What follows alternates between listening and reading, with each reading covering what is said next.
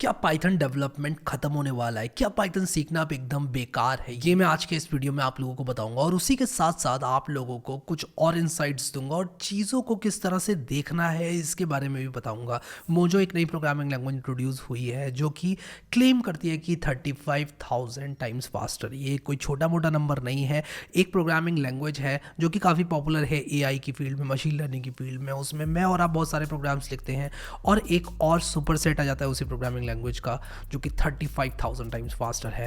Absolutely देखकर सुनकर तो ऐसा लगता है कि पाइथन अब जा चुकी है, पाइथन का टाइम आ चुका है और अब हमें एक नई टेक्नोलॉजी जो कि मोजो है उसको अडेप्ट करना चाहिए। बट एक्चुअल में रियलिटी क्या है ये मैं आप लोगों को इस वीडियो में बताऊंगा और उसी के साथ साथ अपना कुछ ओपिनियन बताऊंगा, क्योंकि एट दिस पॉइंट मोजो बहुत ज़्यादा नई है और सिर्फ ओपिनियन ही दिया जा सकता है। टाइम ही बताएगा कि फ्यूचर में क्या होना है। विद दैट सेड मोजो की तरफ देखते हैं और देखते हैं कि ये मोजो एग्जैक्टली है क्या। तो मोजो एक नई प्रोग्रामिंग लैंग्वेज है जो कि अपने आप को मार्केट करती है एज अ एआई लैंग्वेज। तो मोजो एक एआई डेवलपर्स के लिए लैंग्वेज है, ऐसा मोजो कहता है। एक्चुअल में क्यों पाइथन इतनी पॉपुलर है इस बारे में थोड़ी सी बात कर लेते हैं। देखो यार, मैं पर्सनली बताऊं अगर मैंने पाइथन क्यों चुनी, मैं पहले C++ में प्रोग्रामिंग किया करता था 12th स्टैंडर्ड में C++। और जब मैं प्रोग्राम्स वगैरह लिखता था बहुत मज़ा आता था। और प्रोग्रामिंग मैंने स्टार्ट करी थी एक्चुअल में HTML से, जो कि मैंने उससे भी बहुत पहले से करी थी। वेबसाइट्स बनाना, मार्की के थ्रू टेक्स्ट को एनिमेट कर रहा, मैं कुछ कर रहा हूँ उसके रिस्पॉन्स में कुछ हो रहा है, मुझे होता हुआ दिख रहा है, मुझे बहुत ज़्यादा एक्साइट करती थी ये चीज़ें। फिर मैं C++ पर आया, लेकिन मैंने देखा कि यार स्टार प्रोग्राम्स या फिर पैटर्न वाले प्रोग्राम्स या फिर इफ एल्स वाले प्रोग्राम्स कि यार age is greater than 18 you can drive otherwise you can not drive, ये वो वाले प्रोग्राम्स के अलावा मैं कुछ कर ही नहीं पा रहा था। अब मैं ये नहीं कह रहा हूँ कि मुमकिन नहीं है ऐसा करना, मैं नहीं कर पा रहा था। और मुझे फिर इंट्रोड्यूस किया मेरे एक सीनियर ने पाइथन से। ये प्रोग्रामिंग लैंग्वेज ने बदल दिया मेरी प्रोग्रामिंग लाइफ को, क्योंकि अब मैं बहुत प्रोडक्टिव प्रोग्रामिंग कर पा रहा था। मैं फाइल सिस्टम के साथ खेल रहा था, मैं बहुत तरह की रिक्वेस्ट मार रहा था, APIs का यूज़ कर रहा था, मज़ा आ रहा था। ऐसा नहीं है कि ये चीज़ C++ में नहीं की जा सकती या जावा में नहीं की जा सकती। वो जो आसानी थी कि यार मैंने एक .py फाइल बनाई, मैंने पाईचार्म डाउनलोड किया, .py फाइल बनाई, उसमें रन किया, मज़ा ही आ जाता था, चीज़ें हो जाती थी। इंपोर्ट करा पैकेज का फंक्शन यूज़ किया, बिना किसी टेंशन के, बिना 15-20 लाइंस ऑफ एरर के मेरा काम हो जाता था।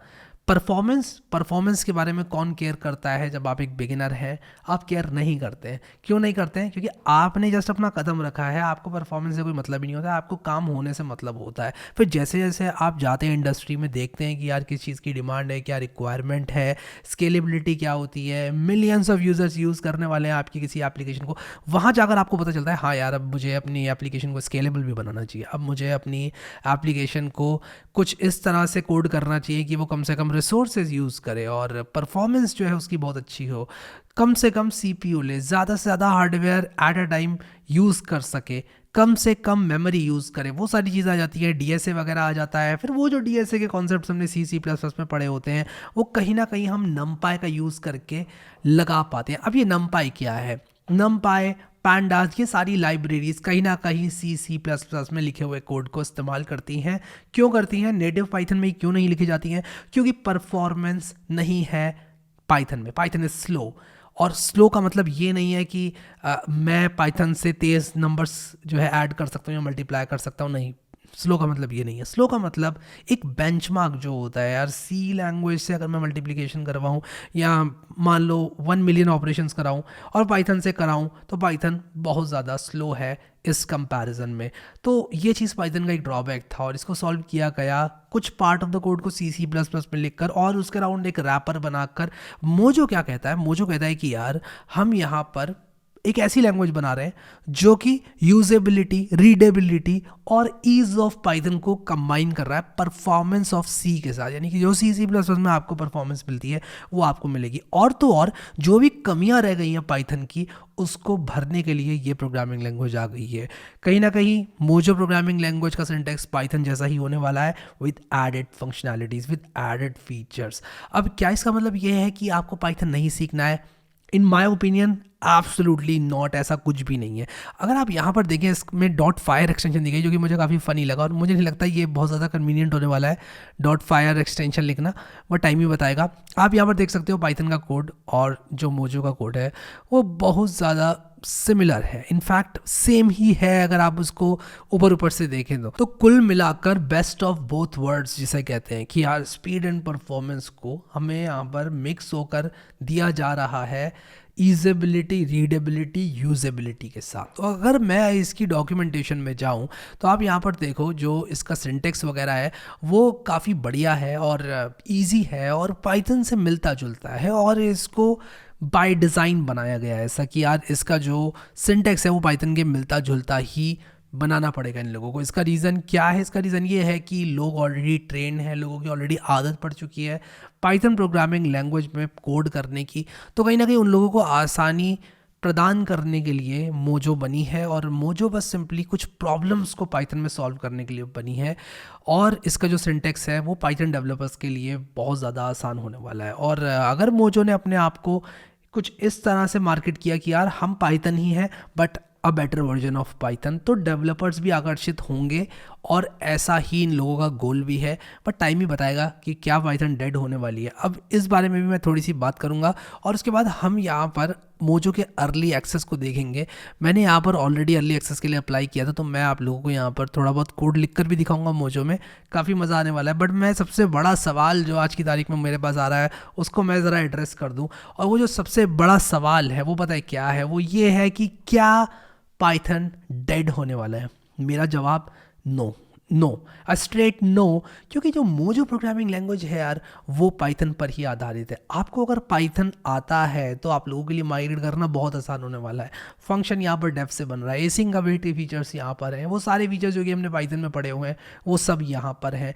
और अगर आप कहते हो कि क्या पाइथन डेड होने वाली है, तो इतने ज़्यादा कोड बेस जो कि पाइथन में लिखा हुआ है उसका क्या? या तो जो मोजो का सोर्स कोड है वो पाइथन से मिलता जुलता होगा और जो एग्जिस्टिंग हमारे पास लिखा हुआ ऑलरेडी सोर्स कोड है पाइथन का वो मोजो में रन हो जाएगा, या फिर आप लोगों को पाइथन में रहना पड़ेगा। रीज़न क्या है? क्योंकि इतना सारा कोड लिखा जा चुका है पाइथन प्रोग्रामिंग लैंग्वेज में, मुझे नहीं लगता कि बड़ी बड़ी कंपनीज एफर्ट दोबारा से लगाएंगी उस सारे सोर्स कोड को दोबारा से मोजो में लिखने का। अगर मोजो में सोर्स कोड लिखना बहुत ज़्यादा मुश्किल होने वाला है तो या तो मोजो में सोर्स कोड लिखना बहुत आसान रहेगा या फिर पाइथन से माइग्रेशन करना मोजो में बहुत ज़्यादा टाइम लेगा, इन माई पर्सनल ओपिनियन। अब मोजो का सोर्स कोड क्योंकि कहा यह जा रहा है कि पाइथन से मिलता जुलता है, तो मुझे नहीं लगता कि यहाँ पर बहुत ज़्यादा प्रॉब्लम होने वाली है पाइथन डेवलपर्स को मोजो में माइग्रेट करने से। इनफैक्ट ये बहुत ज़्यादा बेटर होने वाला है पाइथन डेवलपर्स के लिए, क्योंकि अब बाय डिज़ाइन उन लोगों को वो कोड मिलने वाला है जो कि ऑलरेडी परफॉर्मेंस ऑप्टिमाइज्ड रहेगा। तो अब हम लोग जल्दी से क्या करेंगे, चलेंगे कंप्यूटर स्क्रीन में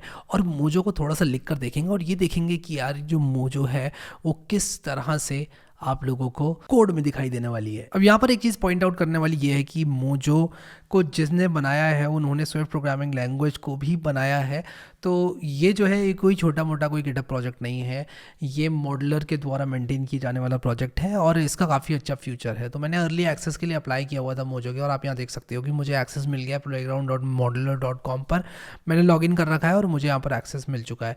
अब आप यहाँ पर देखो कि जो मोजो है उसमें एग्जैक्टली जिस तरह से हम लोग जुपिटर नोटबुक चलाते हैं अपनी, बिल्कुल वैसे ही सिमिलर इंटरफेस है, कोई ज़्यादा चीज़ बदली नहीं है। मैंने यहाँ पर कंट्रोल एंटर करके ये जुपिटर नोटबुक चला दी है, लेकिन यहाँ पर बहुत सारी ऐसी चीज़ें हैं जो कि चेंज हुई हैं, जैसे कि लेट और वॉर डिक्लेरेशंस। ये सारी चीज़ें प्रोग्रामर के लिए कोड को लिखना आसान बनाने के लिए और परफॉर्मेंस को इन्हांस करने के लिए की गई। हम यहाँ पर स्ट्रक्ट टाइप्स भी हैं। ये जो डॉक्यूमेंट है ना काफ़ी ज़्यादा इम्पॉर्टेंट है और इसको डिटेल में पढ़कर आपको पता चल जाएगा कि जो मोजो है उसका क्या फ्यूचर है, मोजो में क्या क्या चीज़ें नई ऐड की गई हैं और वो जो चीज़ें ऐड की गई हैं वो क्यों ऐड की गई हैं। लेकिन इसको देखकर ऐसा लगता है कि मोजो में परफॉर्मेंस इन्हांस करने के लिए काफ़ी चीज़ें की गई हैं, बहुत डिटेल में काम किया गया है। For example structure, FN declarations और ये सारी चीज़ें ऐड की गई हैं जो कि परफॉर्मेंस को जो है इम्प्रूव करने वाली हैं। अब यहाँ पर जिस तरह से हम लोग पाइथन लिखा करते थे वो चीज़ कहीं नहीं जा रही है, but there are some added super powers which is amazing. आप लोगों का क्या कहना है, मोजो का क्या फ्यूचर होने वाला है आप लोगों के ओपिनियन में, मुझे नीचे कमेंट सेक्शन में ज़रूर बताना। और उसी के साथ साथ आप में से कितने लोगों को ऐसा लगता है कि पाइथन स्लो है और मोजो के आने से जो स्पीड का एनहांसमेंट मिलेगा वो पर्सनली आप लोगों को बेनिफिट करेगा, मुझे नीचे कमेंट सेक्शन में आप लोग ज़रूर बताना। बाकी तो समय ही बताएगा कि मोजो का क्या फ्यूचर है और पाइथन कहीं जाने वाली है कि नहीं जाने वाली है। तो अफवाहों से दूर रहें। आज की तारीख में पाइथन सीखना आप लोगों के करियर के लिए बहुत ज़्यादा प्रभावित साबित होने वाला है। तो आप लोगों को कोई दिक्कत वाली ऐसी टेंशन लेने की ज़रूरत नहीं है कि यार मोजो आ गया, मैं पाइथन सीख रहा था, अब क्या करूं।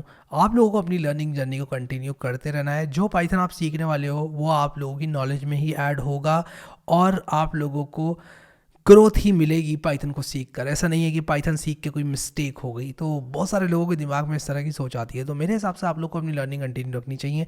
इस तरह की चीज़ें आती रहेंगी, इस तरह के जो टेक्नोलॉजी एडवांसमेंट्स हैं वो आते रहेंगे। तो आप लोगों को इन सब चीज़ों से बिल्कुल भी नहीं घबराना है। आई होप आप लोगों को ये चीज़ क्लियर हो गई। तो अपना ओपिनियन आप लोग मुझे नीचे कॉमेंट सेक्शन में ज़रूर बताना। Thank you so much guys for watching this video and I will see you next time.